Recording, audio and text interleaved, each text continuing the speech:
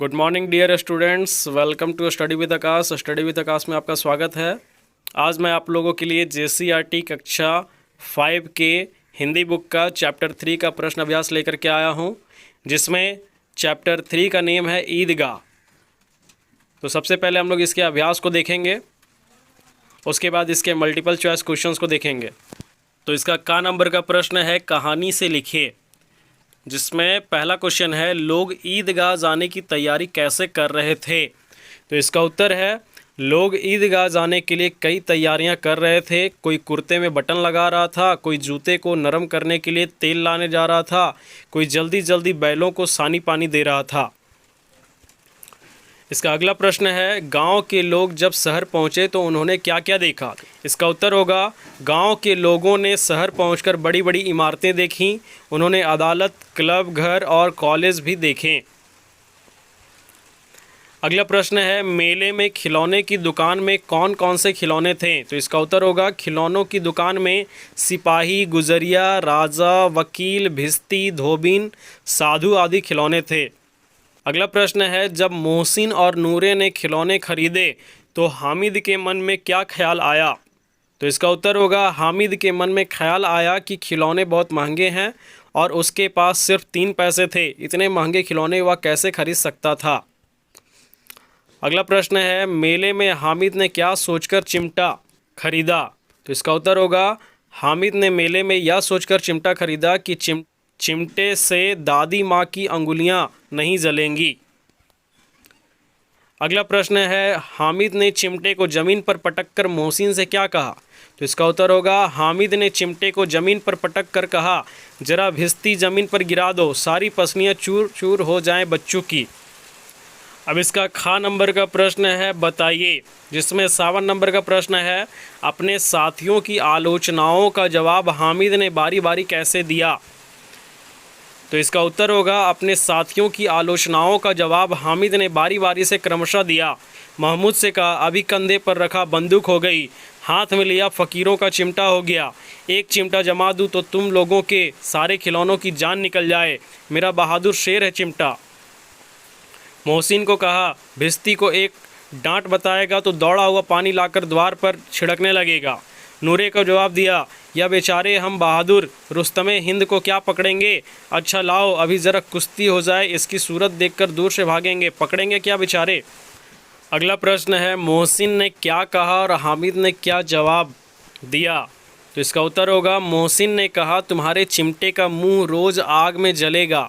इस पर हामिद ने तुरंत जवाब दिया आग में बहादुर ही कूदते हैं जनाब, आग में कूदना वह काम है जो रुस्तमे हिंद ही कर सकता है। अगला प्रश्न है महमूद ने क्या कहा और हामिद ने क्या जवाब दिया। तो इसका उत्तर होगा महमूद ने कहा वकील साहब कुर्सी मेज़ पर बैठेंगे, तुम्हारा चिमटा तो बावर्ची खाने में ज़मीन पर पड़ा रहेगा। इस बात पर हामिद ने जवाब दिया मेरा चिमटा बावर्ची खाने में नहीं रहेगा, वकील साहब कुर्सी पर बैठेंगे तो जाकर उन्हें ज़मीन पर पटक देगा और उनका कानून उनके पेट में डाल देगा। अगला प्रश्न है सम्मी ने हामिद के चिमटे से खंजरी बदलनी चाहिए तो उसने क्या जवाब दिया। तो इसका उत्तर है सम्मी ने हामिद के चिमटे से खंजरी बदलनी चाहिए तो हामिद ने खंजरी की ओर उपेक्षा से देखा और कहा मेरा चिमटा चाहे तो तुम्हारी खंजरी का पेट फाड़ डाले। बस एक चमड़े की झिल्ली लगा दी, ढब ढब बोलने लगी, जरा सा पानी लग जाए तो ख़त्म हो जाए, मेरा बहादुर चिमटा आग में, पानी में, आंधी में, तूफान में बराबर डटा खड़ा रहेगा। अब इसका अगला प्रश्न है मेले का अनुभव। दिवाली, दशहरा, ईद या अन्य त्योहारों पर मेला लगता है, आप मेला घूमने गए होंगे, अपने अनुभव के आधार पर एक लेख लिखकर कक्षा में सुनाइए। तो इसका उत्तर है तो सबसे पहले हम लोग दिवाली पे लेख लिखेंगे।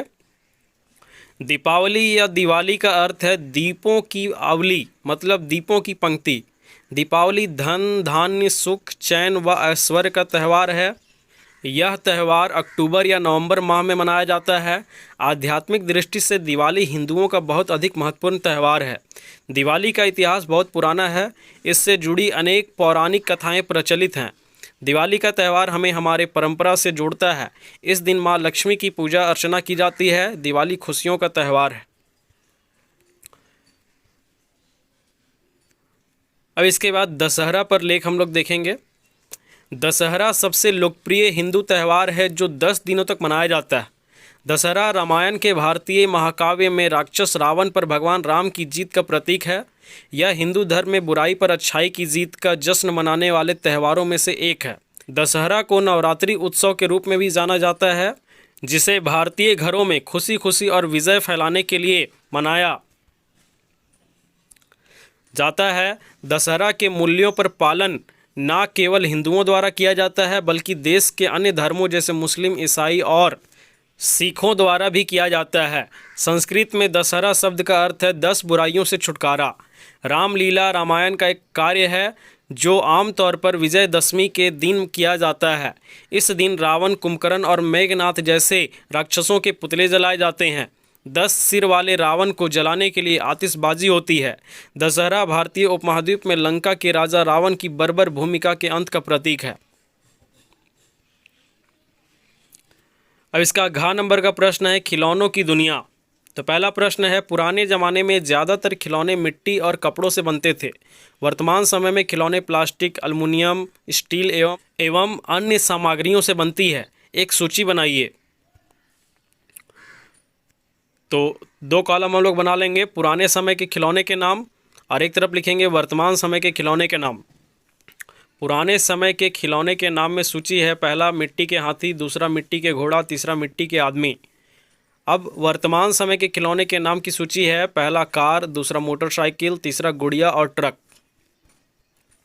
अब इसका अगला प्रश्न है, भाषा से पाठ में आए ऐसे शब्दों की एक सूची बनाइए, फिर उन्हें वर्णमाला के क्रमानुसार सजाइए। तो इसका उत्तर है बटन, कॉलेज, क्लब घर, नमाज, वकील, सिपाही, वर्दी, बंदूक, घड़ी, शरबत, जमीन, बहादुर, तूफान, मोहित, बदमाश, कानून, बावर्ची खाना आदि। अब अगला प्रश्न है, चित्र बनाइए। मेले के दृश्य का एक चित्र बनाइए। तो हमें एक मेले के दृश्य का चित्र बनाना है। तो जैसा कि आप देख पा रहे हैं कि हमने जो है एक मेले का चित्र का दृश्य बनाया है।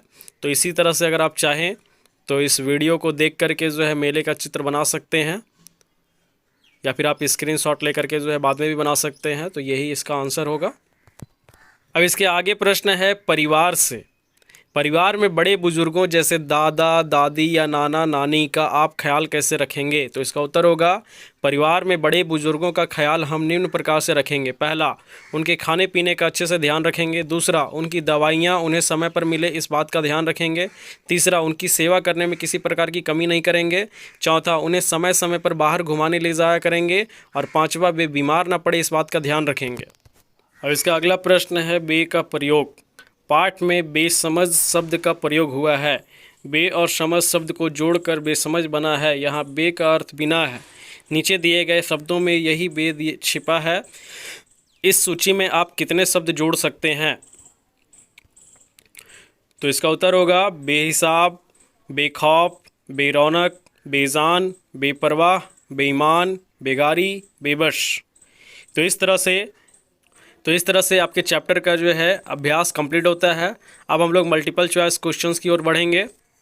तो जिसमें हमारा पहला प्रश्न है, रमज़ान के कितने रोज़ों के बाद ईद आते हैं? तो इसके ऑप्शन है 30 दिन बाद, 20 दिन बाद, 10 दिन बाद, 40 दिन बाद। तो इसका सही आंसर होगा 30 दिन बाद।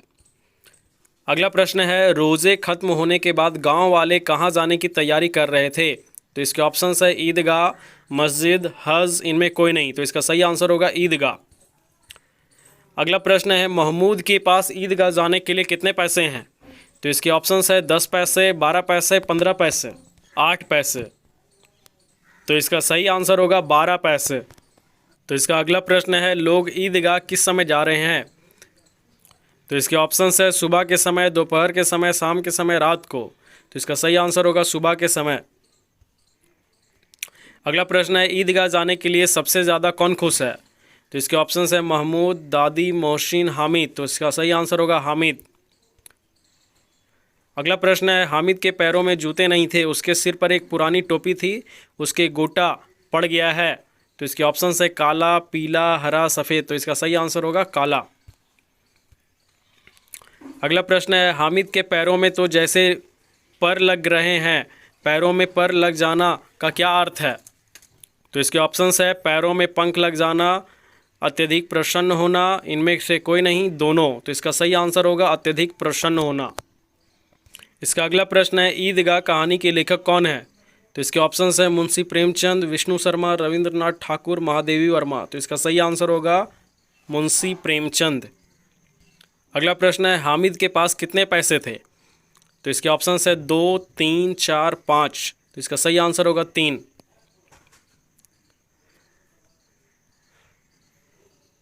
अगला प्रश्न है, हामिद कहाँ पढ़ने जाता था? तो इसके ऑप्शंस है स्कूल में, कॉलेज में, मदरसे में, इनमें से कोई नहीं। तो इसका सही आंसर होगा मदरसे में। अगला प्रश्न है, घोड़ों और ऊँटों के झूले पर कौन कौन नहीं बैठा? तो इसके ऑप्शंस है महमूद और मोहसिन, नूरे और शम्मी, हामिद, ये सभी। तो इसका सही आंसर होगा हामिद। अगला प्रश्न है, महमूद ने कौन सा खिलौना लिया? ऑप्शंस है भिश्ती, वकील, सिपाही, ये सभी। तो इसका सही आंसर होगा सिपाही। अगला प्रश्न है, हामिद लोहे की दुकान से कौन सी चीज़ खरीदता है? ऑप्शंस है तवा, चिमटा, कढ़ाई, ये सभी। तो इसका सही आंसर होगा चिमटा। अगला प्रश्न है, हामिद ने मैदान मार लिया। मैदान मारना मुहावरे का क्या अर्थ है? इसके ऑप्शंस हैं मैदान को मार देना, विजय होना, सफलता प्राप्त करना, 1 और 2 दोनों। तो इसका सही आंसर होगा 1 और 2 दोनों। अगला प्रश्न है, ईदगाह से सब लोग वापस कितने बजे आएँ? तो इसके ऑप्शंस हैं 9 बजे, 2 बजे, 11 बजे, 1 बजे। तो इसका सही आंसर होगा 11 बजे।